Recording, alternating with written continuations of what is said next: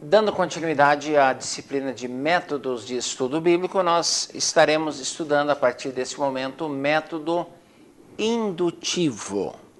É um dos métodos mais recomendados e mais usados no ensino e no estudo, primeiramente, da palavra de Deus. O método indutivo, ele é aquele que leva o aluno a estudar o texto cuidadosamente, observando todos os particulares, todos os pormenores, para então tirar uma conclusão. A dedução é o quê? Dedução conclui do geral para o particular. A indução é o método de raciocinar que consiste em tirar dos fatos particulares uma conclusão. Então, olhando aqui a partir dessa figura que nós temos apresentada, a dedução particulariza e é algo particular. A indução, ela generaliza e é algo universal. Essa outra imagem nos mostra o seguinte: o indutivo vai de partes para o todo, o dedutivo vai do todo para partes. É um método, como eu disse, bastante usado. Por quê? Porque o método indutivo é um método científico. O que se faz no método indutivo de estudo bíblico? Em primeiro lugar, determina-se o alvo. Qual é o propósito? O que eu quero com esse estudo? O que eu quero com essa ministração? Depois, o segundo passo no método indutivo é coletar-se as informações. Aonde? No próprio texto, na história, na geografia bíblica, na sociologia, na história da antropologia cultural, coleta-se todas as informações possíveis, bíblicas e extra-bíblicas, para que se tenha uma visão do todo. Classifica-se essas informações, seleciona-se, classifica-se por ordem de relevância, de importância, e esse trabalho é um trabalho exaustivo, é um trabalho minucioso, quando queremos de fato entender, quando queremos de fato compreender a palavra de Deus, para então ensinar e ministrar essa palavra. Uma vez determinado o alvo, coletadas informações, classificadas essas informações, chega-se a uma teoria ou a uma hipótese. Determina-se uma afirmação, chega-se a uma afirmação. A partir disso, a gente faz diversas experiências à luz da palavra, diversas comparações, trabalha-se exaustivamente para confirmar aquela declaração que foi feita, aquela hipótese que foi criada, aquela teoria que foi formulada, e uma vez que essas experiências produzam, à luz da própria palavra, à luz da história, da antropologia, da geografia, como eu disse anteriormente, declara-se a lei, o fato, ou no caso bíblico, a doutrina. Se nós formos falar, por exemplo, da morte expiatória de Jesus Cristo, nós temos que estudar a Bíblia profundamente, porque desde o Antigo Testamento, desde Gênesis, lá no início do livro de Gênesis, no capítulo 3, quando o ser humano tem a sua queda, quando Adão e Eva pecam contra Deus, já há uma promessa do Redentor, de alguém que pisará a cabeça da serpente, mas que terá o seu calcanhar ferido. Está se referindo à morte do Senhor. E ao longo do texto bíblico, no Antigo Testamento, essa morte expiatória vem sendo reafirmada. E depois nós temos os evangelhos que narram o fato e as epístolas que confirmam aquilo. Quando você vai tratar de salvação, da morte expiatória do Senhor, você tem que estudar o todo. Pega cada parte, estuda, analisa e coloca dentro de um todo que será a sua conclusão. Então você pode ter a doutrina da morte expiatória de Jesus. A mesma coisa acontece com a redenção, a mesma coisa acontece com o derramamento do Espírito Santo e uma série de outros fatos relacionados ou não à pessoa bendita de Jesus Cristo, que nós temos uma ampla gama de informações na própria palavra e a partir daí podemos então chegar a uma doutrina verdadeiramente bíblica, a afirmações inequívocas, a declarações de fé cheias de convicção, de ênfase, porque o método indutivo nos proporciona isso. Pensando em método indutivo, a nossa observação do método, ela se dá com a leitura, com a observação completa e cuidadosa do texto, alerta, concentrado, totalmente atento, para que a gente possa perceber todos os detalhes, as passagens paralelas, correlacionadas, as referências de ideia, tudo aquilo que nós falamos na nossa introdução dessa disciplina, nós temos que observar. Como começa a observação do método indutivo? Com a leitura da passagem. E você vai ler, reler, tornar a ler, ler em versões diferentes, vai ler em idiomas diferentes, se você tiver essa capacidade, essa competência. Lendo, nós vamos ler de formas diferenciadas. Como nós podemos ler? Nós podemos ler como um artista, visualizando. Você lê o texto e você cria um mapa mental, uma imagem mental daquilo que você está lendo. Você vivencia na sua mente aquilo que você está lendo. Você cria uma imagem mental do texto lido. É uma parte extremamente importante, extremamente produtiva e proveitosa. Depois nós vamos fazer uma leitura como um dramaturgo, dramatizando. E aqui é até interessante você fazer uma leitura em voz alta, para que você possa dramatizar e sentir a vibração, a emotividade desta leitura como uma leitura dramática. Vai enriquecer o seu estudo e vai te dar uma percepção acima do comum do texto que você está lendo.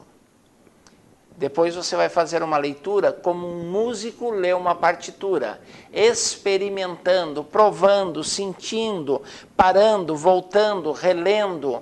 Às vezes você avança uma linha, duas, um parágrafo, depois você volta, você avança um versículo, depois você retoma ou retorna ao mesmo versículo para você ter uma compreensão clara, para você dominar a ideia do texto. Essa é a observação. Quando se quer fazer um estudo sério da Bíblia, como e por onde eu devo começar? Se eu quero fazer um estudo indutivo da Bíblia, como e por onde? A ordem deve ser essa. Primeiro eu tenho que ter a visão geral da Bíblia como um todo. Eu tenho que pensar nos 66 livros distribuídos entre os dois testamentos. A Bíblia como um todo é o mapa geral, é o mapa mundi, é a visão geral da palavra de Deus. Depois eu vou escolher um livro e vou ler esse livro várias vezes até ter uma ideia do livro todo. Até perceber o livro como uno, como um só, dentro da palavra, mas um livro como um todo, um livro completo em si. Isso vai me dar uma compreensão clara. Uma vez feito isso, eu posso fazer um gráfico, nós falaremos mais à frente sobre os gráficos, eu posso fazer um gráfico do livro, ou um gráfico de cada capítulo desse livro para visualizar, para departamentalizar, para definir seções do livro que são importantes para a sua compreensão clara, para a sua compreensão total. É muito gostoso e muito interessante se trabalhar com gráficos. E eu recomendo que o aluno procure em outras fontes, nós daremos uma pequena introdução aos gráficos, ao uso dos gráficos aqui na disciplina, mas eu te sugiro que você vá buscar na internet, em livros de métodos de estudo bíblico, você vá estudar a sério essa questão dos gráficos, porque enriquece e ao mesmo tempo diverte muito. A leitura da Bíblia através de gráficos é muito importante, é uma experiência enriquecedora e, repito, extremamente divertida. Depois que você fez esse gráfico do livro, fez o gráfico do capítulo, você vai estudar cada parágrafo. O que diz esse parágrafo? As Bíblias revista e atualizada, elas começam cada parágrafo em negrito. É muito fácil você acompanhar. A primeira letra de cada parágrafo está em negrito. Na corrigida, o número do versículo está em negrito. Então, te dá uma compreensão, uma visualização do parágrafo em si. E você vai estudar parágrafo por parágrafo, o livro todo e depois o capítulo em questão, o capítulo que você vai estudar. Examinar cada verbo, definir o que cada verbo... Eu já falei na disciplina, verbo denota ação. Então você vai ver o que está acontecendo, o que está sendo feito, qual é a ocorrência dentro desse capítulo, dentro desse parágrafo, dentro do texto lido. E vai pesar, vai analisar cada palavra, as repetições, aquelas coisas que nós já vimos na observação. Feito isso, você vai bombardear o texto com aquelas 6 perguntas que nós falamos lá na observação. Quais são as perguntas? Quem? Quem são as pessoas do livro, quem são as pessoas do capítulo, quem são as pessoas do parágrafo, quem são as pessoas do versículo, quem, quando, qual foi a época.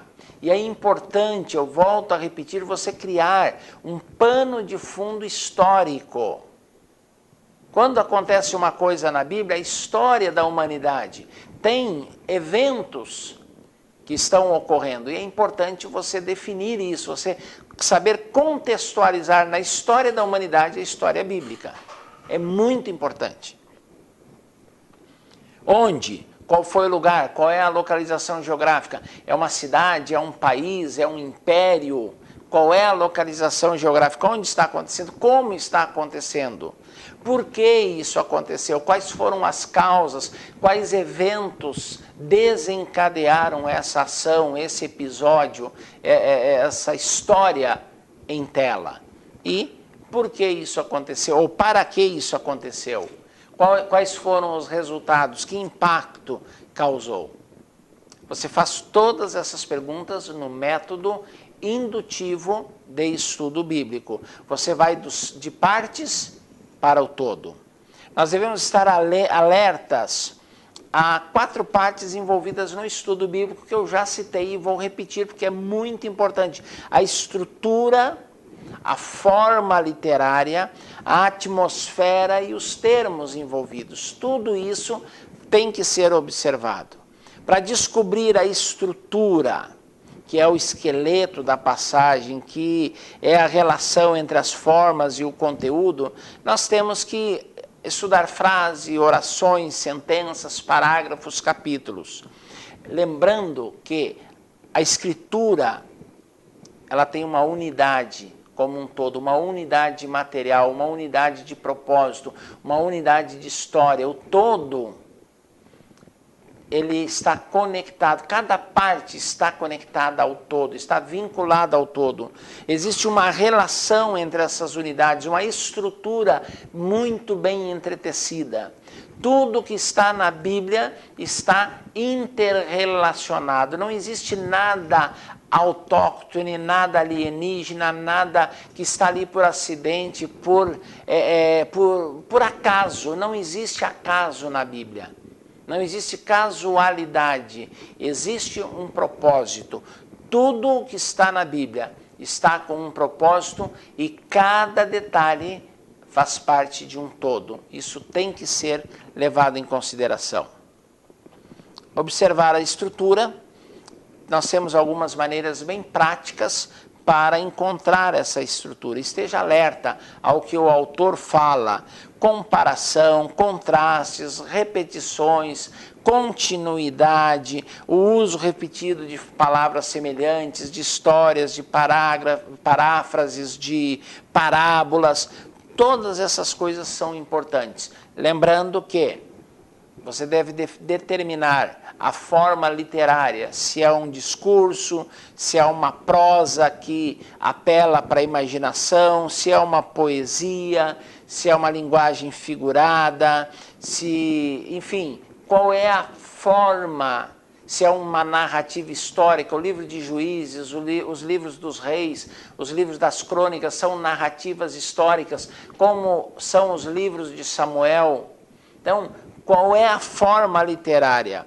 Isso faz muita diferença, Você consegue entender. Quando você lê um livro poético, você tem que entender que nem tudo que o poeta diz é palavra de Deus. Às vezes é o seu sentimento, às vezes é a sua sensação no momento, seu estado de espírito. E nós sabemos que poetas são volúveis, são instáveis emocionalmente. Cantores, músicos fazem músicas vibrantes e cheias de alegria e às vezes fazem músicas deprimentes, carregadas, eivadas de nostalgia, de tristeza, de saudade, de desencanto.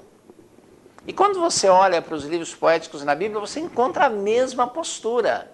Aquele Davi que declara num dos salmos: eleva os meus olhos para os montes, de onde me virá o socorro? E ele mesmo responde de forma poética: o meu socorro vem do Senhor que fez os céus e a terra. Esse mesmo poeta, esse mesmo Davi, ele pergunta: por que estás abatido a minha alma e definhas dentro de mim? São momentos totalmente diferentes na vida de um poeta. E é importante você definir isso para não confundir a linguagem poética com a voz de Deus, com doutrina estabelecida. Senão você comete equívocos seríssimos e perigosos. São alguns detalhes muito importantes. Lembre-se de definir os termos. Toda palavra, ela indica uma ideia, ela tem um significado e cada termo deve ser analisado etimologicamente, deve-se procurar o dicionário, procurar dentro do contexto, o significado da palavra. Por exemplo, casa. Casa a gente pode se referir como a casa do pai, como o lugar onde o local geográfico aonde se mora. Eu vou voltar para casa como um lugar geográfico, como um país, como algum local. Então, a minha casa pode ser os meus bens, a minha casa pode ser a minha família. Existem diversos significados para a palavra casa e isso será determinado pelo contexto. Então, esteja atento ao contexto para não incorrer em equívocos. Esse é o método indutivo de estudo bíblico. Você vai trabalhar exaustivamente e todo e qualquer detalhe revela-se de suma importância, reveste-se de suma importância. Esteja atento a tudo, escreva muito, pesquise muito, depois você faz a classificação do seu material, defende a sua tese, a sua ideia, a sua doutrina, o pensamento central, elabora o seu esboço para aplicá-lo à sua vida ou à sua congregação. Método indutivo, repito, é um método científico e de suma importância. Paralelo a esse, nós temos um outro método que chama-se o método sintético de estudo bíblico. O método sintético é o método que estuda um livro como uma unidade, procurando entender a mensagem do livro como um todo. Não estamos preocupados em detalhes, nós estamos preocupados na síntese. Você tem um livro para definir, um termo, uma palavra para definir um livro. Pensando-se nisso, por exemplo, quando a gente fala de Mateus, Mateus é o Evangelho do Rei. Quando nós falamos em Marcos, Marcos é o Evangelho do servo. Quando nós estudamos o livro de Lucas, é Jesus como homem, é Jesus o Filho do homem. Quando você estuda João, Jesus é o verbo, é a palavra, é o divino. Então, uma palavra, um termo, uma expressão sintetiza o todo, sintetiza o livro. Repetindo, então, o método sintético é um método que estuda um livro como uma unidade, procurando entender e sintetizar a mensagem do livro como um todo. É importante, extremamente importante. Por quê? o método sintético é a base e o alvo da análise, da observação. É o método que nós mais usamos para estudar a palavra de Deus. É o mais amplo? É o mais recomendável? Não. Mas é o mais fácil de ser assimilado e talvez o primeiro método usado por aqueles que estudam a palavra de Deus. Estudam a síntese da Bíblia, do livro, do capítulo, a síntese. Depois que você tem a síntese, você começa a trabalhar o indutivo, que são os detalhes. Mas o método sintético é extremamente importante para que você tenha uma visão panorâmica. O método sintético poderia ser chamado de estudo panorâmico da Bíblia. É um voo panorâmico onde você observa o todo. A síntese é uma ajuda indispensável para o estudo pessoal e para a pregação. Você não pode pregar um texto sem ter em mente a síntese da Bíblia toda, para não tirá-lo do seu contexto. A síntese é o melhor meio de se apresentar a mensagem de um livro. Qual é a síntese da carta aos Filipenses? Alegria. Quando você pensa em Filipenses, 4 capítulos, uma carta pequenininha, mas o apóstolo Paulo, ele usa 11 vezes a expressão alegria. Então, a síntese de Filipenses é a carta da alegria. Qual é o fruto da vida cristã? É a alegria. O que evidencia Cristo na sua vida? É a alegria. A conduta do cristão gera o quê? Alegria. É a síntese do livro. Apocalipse é futuro, é porvir. Daniel, Ezequiel se enquadram também na literatura apocalíptica. E assim, sucessivamente, você pode descobrir. Seria interessante você fazer um estudo e descobrir. Já existe isso na internet, já existem pessoas que fizeram esse tipo de estudo, mas você fazer por você mesmo e definir a palavra-chave, a síntese numa única palavra de todos os livros da Bíblia. É muito interessante, é um estudo gostoso de se fazer. Como usar esse método? Em primeiro lugar, você faz um estudo cuidadoso do livro, você lê o livro todo numa sentada só, de uma só vez, sem interrupções. Depois você lê com mais calma, com maior vagar, 3 vezes o livro, observando, atento a detalhes, descobre o tema principal do livro, do que esse livro trata, qual é o seu tema principal, ver como esse tema foi desenvolvido ao longo do livro, ao longo dos capítulos, e fazer um esboço do livro, talvez um gráfico, mais uma vez, voltamos ao gráfico, para você ter aquela visão geral do livro. Analise a estrutura do livro, a forma literária desse livro, faça perguntas para o livro. Quais seriam essas perguntas? Primeira pergunta: o que estava na mente do autor quando ele escrevia esse livro? O que ele tinha em mente, o que ele focalizava, o que ele vivenciava, o que ele estava experimentando, qual era o seu estado de espírito? Outra pergunta: qual a mensagem o autor do livro queria transmitir? O que queimava no seu coração?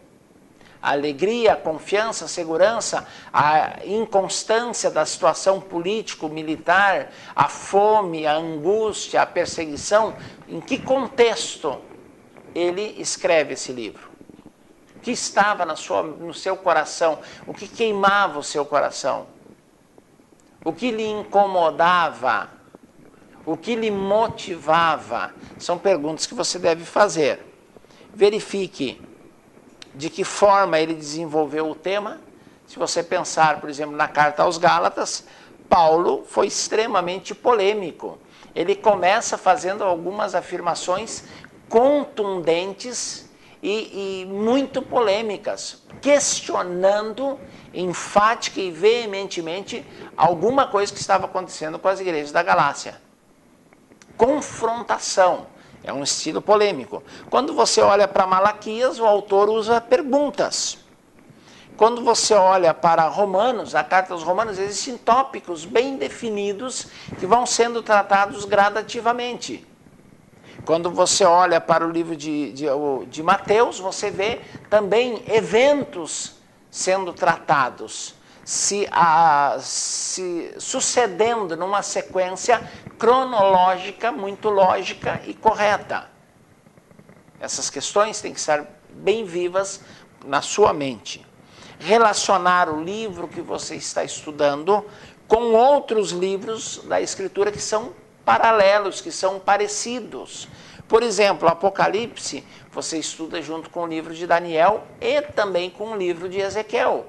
São literaturas apocalípticas. Quando você estuda Marcos, você tem que estudar junto com as cartas de Pedro. Até lembrando que João Marcos, ele teve, segundo a história, segundo os estudiosos, como fonte primordial do seu evangelho, a pessoa do apóstolo Pedro. Quando você estuda o livro de Reis, você tem que ler Reis e ler Crônicas. É interessante, se você pegar a Bíblia em ordem cronológica e estudar a Bíblia e ler a Bíblia em ordem cronológica, vai te dar uma visão cronológica das coisas.